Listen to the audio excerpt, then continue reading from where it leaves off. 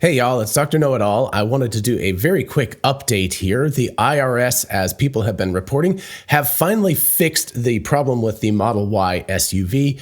You can see here now that all Tesla Model Ys count for the $80,000 SUV cap, as opposed to previously prior, to this update that I think happened last night. Anyway, prior to that update, the cap was $55,000 for the 5-seat Model Y and $80,000 for the 7-seat Model Y. It was kind of a ridiculous striation of that, and I think it had to do with the exact weight. So basically the Model Y without 7 seats was too light to qualify as an SUV. Anyway, the IRS has clearly fixed that thing, and in reaction to that, Tesla has raised the prices of the Model Y. So we'll look at that in just a second. You can also see that this is more general. This wasn't just for Tesla, but now all versions of the ID4, Volkswagen ID4, are $80,000 cap. And also, if you look up here, you can see the Ford Mustang Mach-E also qualifies for $80,000 now. So we've got a substantial revision to it. It basically, if it looks like an SUV and it quacks like an SUV, it is an SUV. There was just a lot of hair splitting before on the IRS's part. So anyway, it's good to see that they have decided to go with a more consistent SUV definition and increase the cap on all of these vehicles up to $80,000. The other really good piece of news is this is actually retroactive to January 1st. So if you happen to purchase a Tesla Model Y or any of these other vehicles from January 1st to, about the 23rd or something like that, when Tesla dropped the prices so they were under the cap. Anyway, if you purchased vehicles in between then and you were like, oh crap, I missed out on the cap, on the tax rebate, you can actually go back and retroactively claim that now as long as you purchased it and I believe took delivery after January 1st. I don't even think it matters if you actually pre-ordered it or something. If you took delivery after January 1st and sort of paid for it at that point, that's when it would count. So anyway, this is all to the good news. And immediately Tesla, if you notice, has raised the price of their Model Y long range. And I can't remember if the Model Y Performance has been raised. I don't believe so, but now we're only looking at $3,000 between the long range and the Performance. So that makes the Performance suddenly much more tempting, because previously it was outside of the cap, and now the cost of that is basically $50,000, $50,500 or so for the Model Y Performance, which actually looks pretty darn good. And of course, the Model Y long range still gets the tax credit, of course, but has now been raised. There was a $500 raise that happened previous to this, and then I believe this was another $1,000 raise. So it's either $1,500 or $2,000 that Tesla has raised this in total. It might actually be $2,000 that they've raised this in total. Anyway, it's hard to keep track of all these prices. If for people who were complaining about this and the fact that Tesla raised these prices, what they did was they essentially are pulling levers and balancing to try to figure out what the best cost versus demand aspect is, right? They don't want these cars to be something, you can see already up here, if we look, estimated delivery is March to May of 2023. So that's a pretty reasonable wait. And if we look here, we're looking at February to March. So anyway, you can see here what they're doing is they're attempting to manipulate the price of the vehicle, because of course, once it became available for the tax credit, that made a really big difference to the demand for the vehicle. So then they're trying to raise the prices a little bit to balance out the demand. And if I look here, I believe if we look at Tesla, if we go to custom order, I believe the Model 3, I just did a video on this yesterday, in fact, that if we look here, yes, this is still along the order of the same price. So $43,990. You can also get the Model 3 Performance as long as you don't get too many add-on extras. You can basically get, I guess, a $1,000 add-on paint option and still get that underneath the $55,000 cap.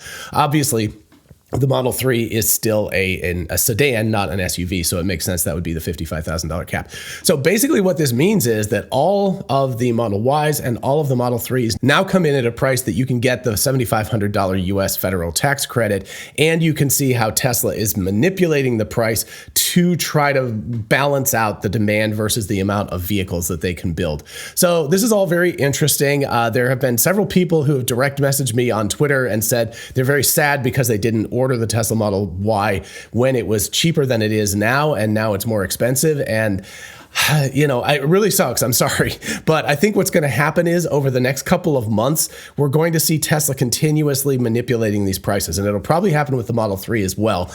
We'll see them push the price up a little bit to try to get the demand to go down so that they can balance it out. And then if the demand falls too much, they'll lower it a little bit. So we could honestly be looking at $400 or $500 price increases and decreases just happening like once a month or something for the next 6 or 8 months until Tesla kind of figures it out. And then the other thing, of course, is that you've got in the United States, you've got Giga Austin, which is coming online and producing more and more vehicles every week. And so as those vehicles are more available, that could also provide a push down, right? So Tesla will have more inventory, more reason to reduce prices for the Model Y, and more reason to try to sell them off at a lower price. So it's going to be really interesting. The next several months, I would not expect the price of particularly the Tesla Model Y, because that's being ramped up. But then, then we've got the secondary issue, which is Project Highland, which we've seen some pictures of Model 3s out there with parts of them covered up with like tarps and things to hide parts of the Model 3. So there's a good chance that, like,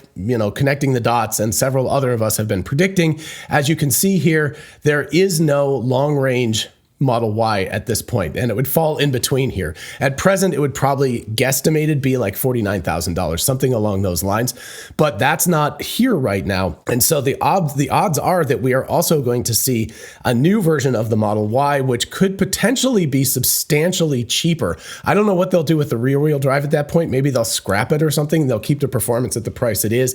They will introduce this long-range Project Highland Model Y. Maybe the rear-wheel drive will be the Highland. I don't know, right? It could be something like that. But I expect when Highland comes out that we will probably see the rear-wheel drive disappear or become substantially cheaper, because the new version of the Model 3 will probably be substantially cheaper than what we're looking at here. It could be starting at under $40,000. Again, it sort of depends on what Tesla wants to do. It's also the new hot stuff. And so Tesla might decide that what they want to do is charge a little bit more, make a little more money at the beginning as they're ramping up. So it could actually come in still at $48,000, even though it's costing them a bunch less to build the vehicle. So in short, over the next few months, we should be looking at a lot of volatility in terms of the amount of Teslas available for US consumers versus the amount they're producing. I expect that we'll see this globally as well. We'll see it in Germany and the EU with the Berlin factory coming online. We will certainly see it in China as well, because there's a lot of competition and a lot of stuff going on with China right now.